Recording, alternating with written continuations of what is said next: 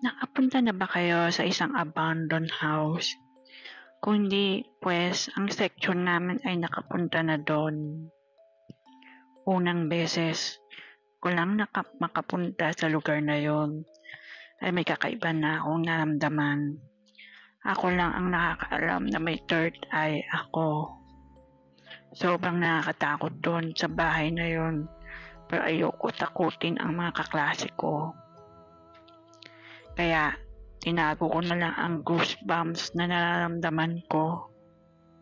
Pero habang tumatagal kami doon sa lugar na yon, ay bigla na may tumugtog ng lumang piano. Lalo siyang lumala. Kaya wala akong nagawa kundi sabihin sa kanila lahat ng nararamdaman ko sa lugar na yon. Nga pala, ako si Avia Mendiola, ang nakaranas at nakaramdam ng kakaiba sa abandoned na po bahay.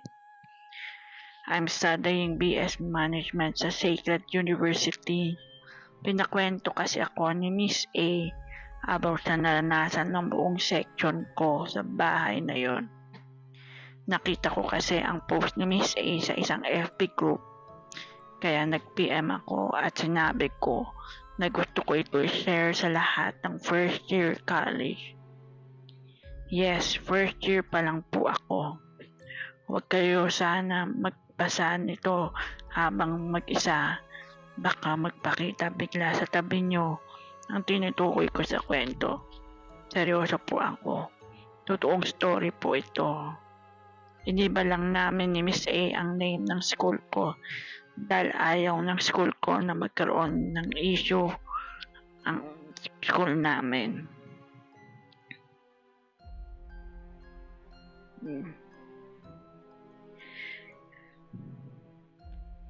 Unang araw ko pa lang dito sa Sacred University ay talagang kinakilabutan na ako. Hindi ko alam kung ano ang nararamdaman ko na to, pero ayoko naman takutin ng mga kaklase ko. Dahil first day pa lang namin ay sa second sem. Ayon sa mga janitress ay marami na raw ang nagpaparamdam dito sa school na to, pero sa tuwing gabi daw mayroon daw nagpaparamdam sa abandoned house na katabing ng school namin. Kaya pagpasok ko pa lang ay inaalis ko na sa aking isipan ang nararamdaman ko. Uy, okay ka lang? Wag mo na lang pansinin yung sinabi ng janitor. Wala lang yun, no? Sabi ng aking best friend. Sure ka? Wala na? Tanong ko naman sa kanya. Oo, wala na yun. Wala lang yun, okay? Don't be scared of this school. Kahit matagal na ako rito, wala naman ako nararamdaman. Sabi naman niya sa akin. Alam ko sa sarili ko na natatakot din siya, pero pinapalakas lang niya ang kanyang loob. Isinawalang bahala na lang namin to at pumasok na kami sa room namin. Pagpasok namin sa room ay gulo-gulo ang mga silya, gulo-gulo ang mga chalk, tsaka eraser.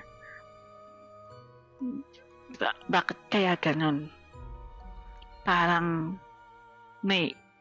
ginulo o nagalit ang mismong multo na nagpaparamdam dito. Agad namang pumunta ang prof namin. Class, okay, dismiss class. So, wala naman tayong klase ngayon. Ayusin lang namin itong mga silya na nagkatumba-tumba at nagkasira-sira.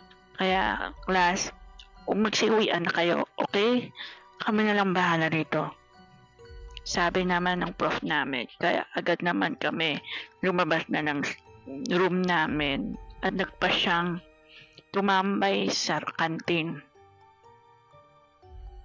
Sabi naman ng isa kong kaklase, alam niyo ba, sabi raw ni Mang Raul, yung isang gabi daw meron daw nagwawala doon sa room natin. Binabasag, kung sinisira daw yung silya. Sagot naman ng isa, hindi nga. Naku, baka nagalit yung multo sa atin kasi ang ingay-ingay natin.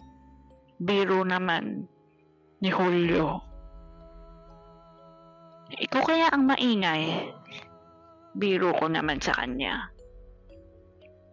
Wag ka nga, Avia. Hindi naman ako maingay. Sabi naman niya. Habang naglalakad kaming papuntang kantin, may naisip na gawin ang aming isang kaibigan. Ano kaya kung pumunta tayo ng abandoned house? Sure ka ba dyan? Tanong ko naman sa kanya. Oo, sure ako. Halika na. Punta tayong abandoned house. Try natin mag-ghost hunting doon. Ghost hunting ka dyan. Ayoko nga. Kayo na lang kaya. Sabi ko naman. Huwag ka nga KJ. Sabi naman ng best friend ko. Okay, sige. Kasama na ako. Basta, kapag may nangyari sa atin doon, kayo ang sisisihin ko. Okay, sabi mo yan eh. At naglakad na kami papunta sa abandoned house.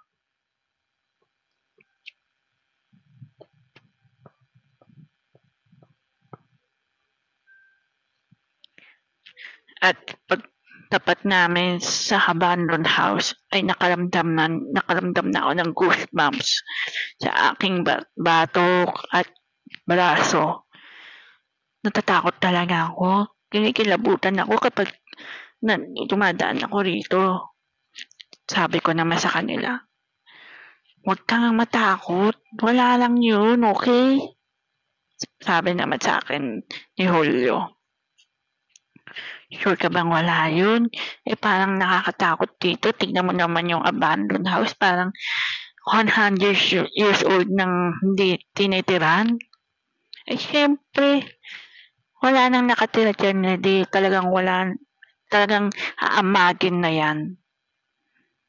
Ewan ko sa'yo. Sabi ko naman kay Julio.